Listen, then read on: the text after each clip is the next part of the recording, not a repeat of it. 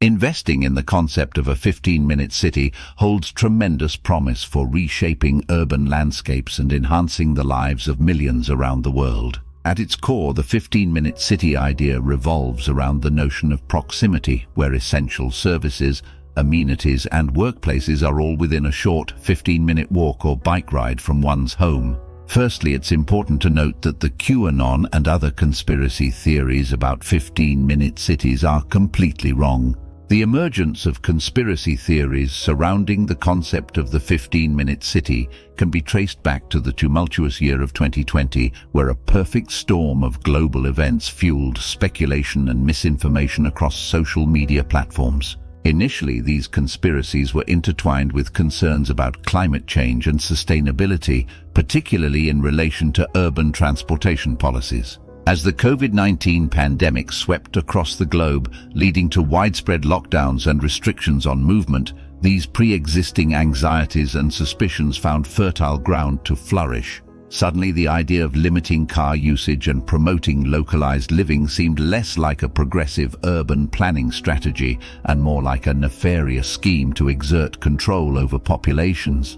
The conspiratorial narrative took on a life of its own, fueled by fear, uncertainty, and the echo chambers of social media. Claims of a looming climate lockdown gained traction, with rumors suggesting that governments and globalist organizations were conspiring to impose draconian measures to curb carbon emissions, including outright bans on fossil fuel-powered vehicles. Within this maelstrom of misinformation, the concept of the 15-minute city underwent a sinister transformation. No longer seen as a blueprint for sustainable urban living, it became portrayed as a tool of totalitarianism with sinister overtones of Stalinist oppression. Conspiracists alleged that powerful entities, such as the World Economic Forum, were orchestrating a grand conspiracy to seize control of all aspects of people's lives, using localized communities as their prisons. These distortions and fabrications not only misrepresented the original intent of the 15-minute city concept, but also tapped into deeper societal fears and anxieties about government overreach and loss of personal freedoms. The rapid spread of these conspiracy theories underscores the challenges posed by misinformation in the digital age, where falsehoods can spread like wildfire and undermine efforts to promote evidence-based policymaking and urban planning. However, it's crucial to recognize these conspiracy theories for what they are: baseless and sensationalist narratives that detract from genuine discussions about sustainability, urban planning, and community development.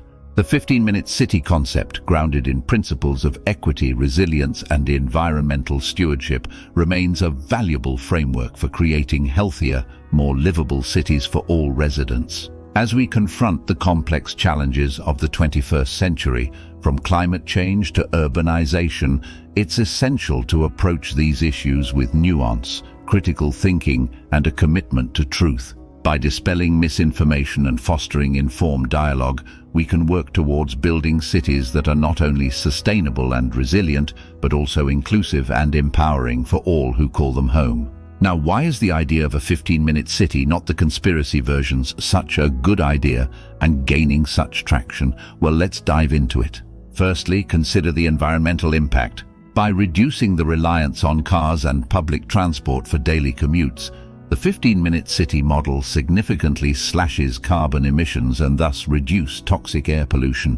With shorter distances to cover, people are less inclined to hop into their cars, contributing to a greener, more sustainable urban environment.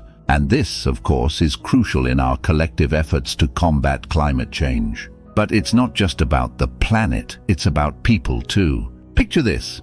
Spending less time stuck in traffic or crammed into trains means more time for leisure, family, and personal pursuits. Shorter commutes translate to reduced stress levels, better mental health, and an overall improved quality of life for residents. Then there's the aspect of community connectivity. When essential services are close by, neighborhoods flourish. People engage more with their surroundings, fostering a sense of belonging and social cohesion.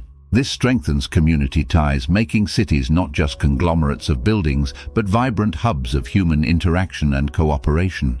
Let's not forget the health benefits. Encouraging walking and biking promotes physical activity, tackling the growing menace of sedentary lifestyles.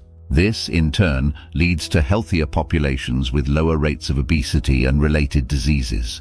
Plus, with fewer cars on the roads, there's a tangible improvement in air quality, further boosting public health outcomes. Economically speaking, the 15-minute city model is a win-win. By concentrating amenities and services within close reach, local businesses thrive.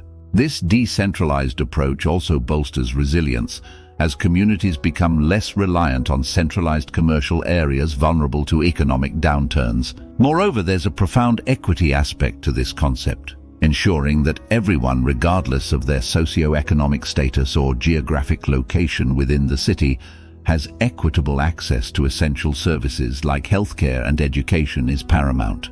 The 15-minute city framework prioritizes this inclusivity, striving to bridge the gaps and build more equitable societies. And let's not overlook the long-term sustainability angle. By promoting compact, mixed-use development patterns, 15-minute cities help conserve land, curb urban sprawl, and preserve precious natural habitats. It's a step towards creating cities that coexist harmoniously with nature, rather than encroaching upon it. Now, addressing concerns about conspiracy theories surrounding the 15-minute city, it's crucial to distinguish between evidence-based urban planning concepts and unfounded rumors or misinformation. This idea isn't some clandestine scheme cooked up on social media platforms. It's rooted in research, empirical evidence, and the collective wisdom of urban planners, architects, and policymakers worldwide. Here at Save to Invest, we deal in fact, not myths, conspiracies, or other Q-Anon nonsense designed to appeal to the basest elements of human nature. In essence, investing in the 15-minute city isn't just a good idea, it's a transformative one. It's about building cities that prioritize people and the planet, fostering vibrant, resilient, and inclusive communities for generations to come. And as we navigate the complexities of urbanization in the 21st century, embracing this vision might just be the key to unlocking a brighter, more sustainable future for all.